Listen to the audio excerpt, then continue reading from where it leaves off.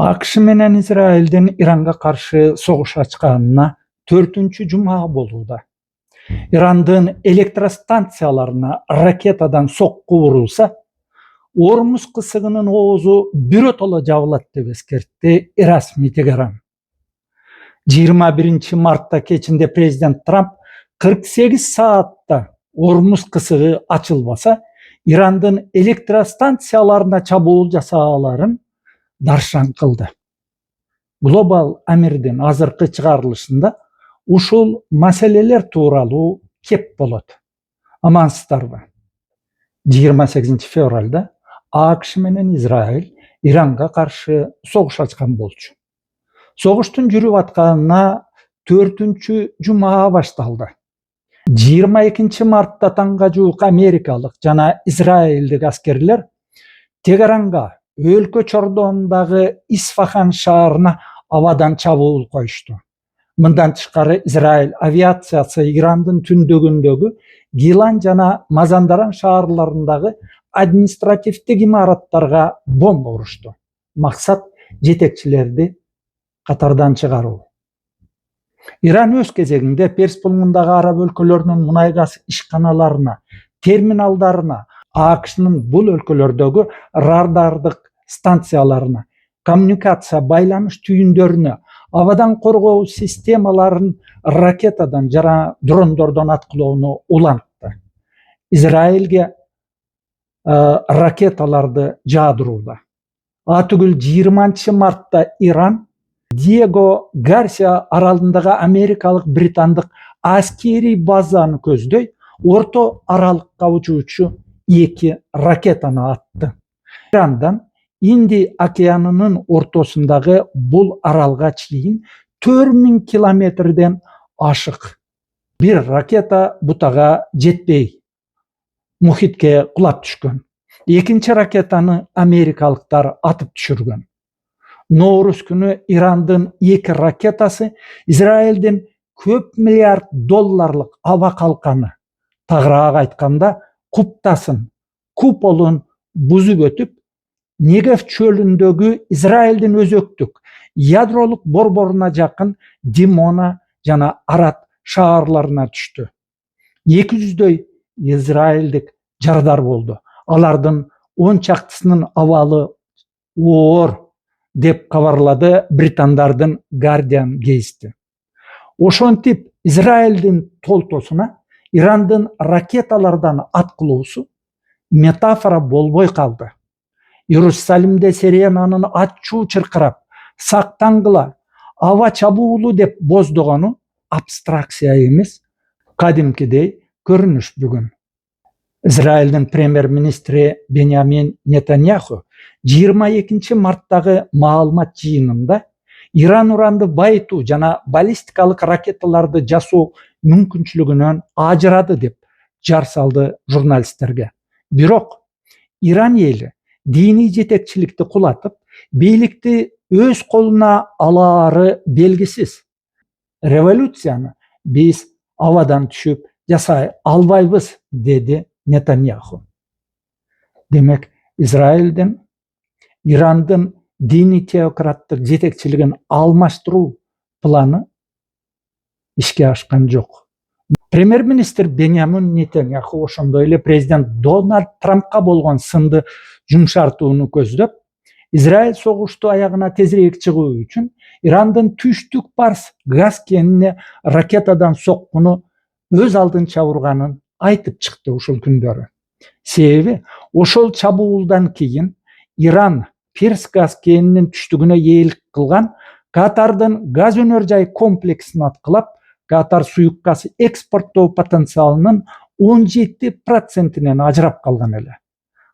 Катар эми газ экспортунан жылына түшчү 20 миллиард долларды 5 жылга чейин албайт. Анткени газ комплексин оңдоого ар жагы дегенде 5 жыл керек.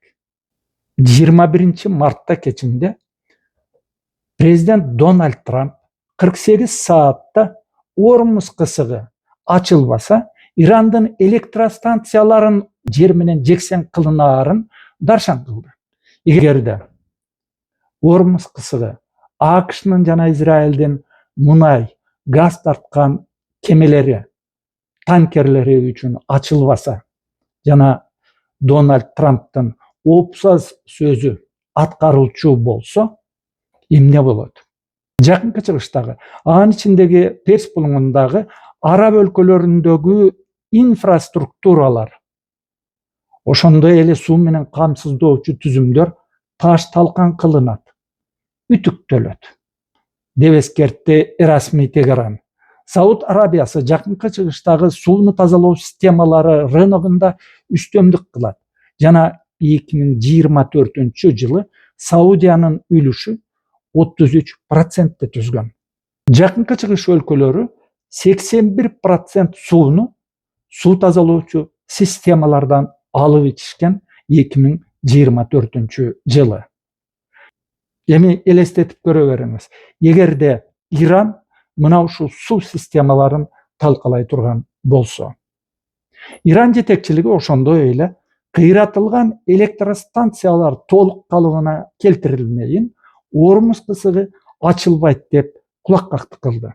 Ормуз кысыгынын оозунан кирип чыккан кемелерди Иран тарабынан чектөөнүн натыйжасында 1970 жылдардагы мунай кризисинен бери мунай рыногунда чоң дүрбөлөң башталды. Газдын баасы Европада өткөн аптада 35%ке жогорулады. Мунайдын бир баррели $115 тээп чыгып кайра ылдыйлады. Эсептөөлөр боюнча азыр Ормуз кысыгынан 28 февралга чейин өткөн кемелердин 5% гана өтүүдө. Согуш башталганга чейин жылына Ормуз кысыгынан 3000 кеме өтчү. Бул арада мунай-газ рыногундагы капсаланга кабатыр батыш мамлекеттери Иранга саясий кысым жасоого киришти.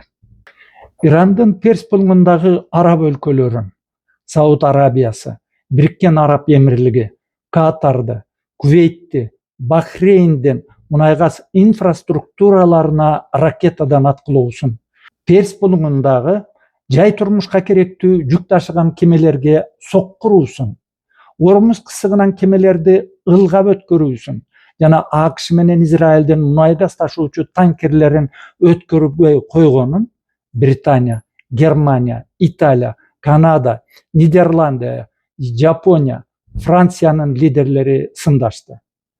Бул 7 өлкөгө Перс булуңундагы араб мамлекеттери да кошулду. Кемелердин эркин каттоосу эл аралык укуктук нормалардын негизги принциби деп белгиленет 7 мамлекеттин лидерлеринин билдирүүсүндө. Ушул жерден ай башында Индия өкмөтү уюштурган деңиз аскер машыгуусу жана маданий кызматташуу программасынан кайткан Ирандын аскерий кемесине байланыштуу алаамат окуяга токтоло кетейин. 4 мартта 130 адамы бар Ирандын аскерий кемесине AQSh'нын суу астында жүрүүчү кемеси субмарин аткан торпеда тийип, деңизге Ирандын кемеси чөгүп кеткен. Кемедегилердин көбү музыканттар болгон.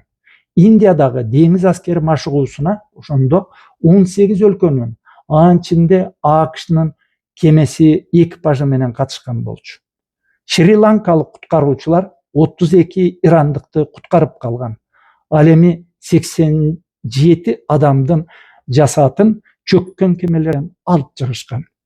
Эл аралык куралдуу жаңжалдарды жөндөө боюнча 1949 жылы кабыл алынган Женева конвенциясына ылайык конфликтке катышкан тараптар кыйроого учураган кемедеги адамдарды издөө, куткаруу үчүн колдон келген бардык аракеттерди жасоосу зарыл деп белгиленет конвенцияда.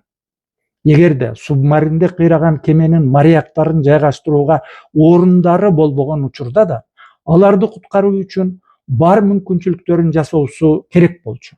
Бул эреже бардык суу астында жүрүүчү кемелерге тиешелүү деп түшүндүрөт Кошмо Штаттардагы Эмора университетинин эл аралык укук боюнча профессору Лори Бланк Хаффос.com гезитине берген интервьюда.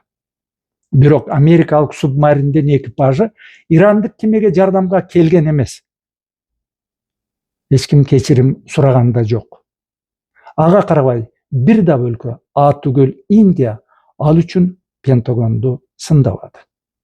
Израилдин согуштагы максаты, Израиль гезиттеринин жазышынча, Ирандын ракета жасоочу ишканаларын таш талкан кылуу, деңиз каттамдарына коркунучун нөлгө түшүрүү, Хамас жана Хезболла сымал куралдуу топторду куралдандыруу, финанслоо жана бир нече фронтто аракеттенүүсүн биротоло бөгөттөө. Дональд Трамптын максаты утуру өзгөрүп турат. Бирок жалпылап айтканда, Ирандын уранды байытуу жана өзөктүк ядролук курал, ошондой эле баллистикалык ракета жасоо мүмкүнчүлүктөрүнөн ажыратуу. Былтыр июнь айында 12 күндүк Иранга каршы согушта Израилге Кошмо Штаттар жардамга келген болчу. Дональд Трамп ошондо биз максатыбызга жеттик. Ирандын уранды байытуучу шайман жабдуулары талкаланды деп жарыя кылса, 28 февралда АКШнын коопсуздугуна болочокто коркунуч жаралуусуна жана баллистикалык ракеталарды жасоосуна жол бербөө, диний теократтык бийликти кулатуу максатында согуш ачтык деп чыккан. Ирандын тышкы иштер министри Аббас Аракчи Бушер ядролук электростанциясына жана Натанздагы өзөктүк жабдууларына АКШ менен Израилдин ракетадан чабуул койгону Улуттар уюмунун хартиясына, МАГАТЭнин, эл аралык атомдук агенттиктин уставына жана эл аралык заң мыйзамдарга сыйбаган көрүнүш деп атады. Бул эки объектке чабуул жасоо чоң көлөмдөгү радиоактивдүү заттардын айлана чөйрөгө, элге зыян келтирүүсүнө алып бараары айкын.